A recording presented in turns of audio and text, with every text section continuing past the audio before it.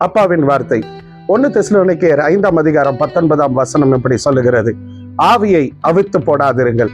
அப்போஸ்தலனாகிய பவுல் தெசலோனிக்கே திருச்சபைக்கு இப்படி சொல்லுகிறார். பாருங்க, ஒரு மனுஷன் வேலையை முடிச்சுட்டு தன்னுடைய வீட்டுக்கு இரவு நேரத்துல வீட்டுக்குள்ள வந்தாரு. வீட்டை திறந்து சுவிட்ச் போட்டாரு, வீட்டுக்குள்ள லைட் எரியல. என்னடா அப்படின்னு பார்த்தா பவர் கட் ஆயிருக்குது. இவருக்கு என்ன பண்றதுன்னு தெரியல. ஐயோ, கரண்ட் இல்லையே, நம்மளே ரொம்ப டயர்டா வந்திருக்கிறோம், சாப்பிட்டு கொஞ்சம் ரெஸ்ட் எடுப்போம் அப்படின்னு நினைச்சோமே. இந்த பவர் கட் ஆனது ஒரு பெரிய ஒரு காரியத்தை ஏற்படுத்துச்சு. எனக்கு அன்பான தேவ பிள்ளைகளே, பவுல் இவ்விதமாய் சொல்லுகிறார், ஆவியை அவித்து போடாதிருங்கள்.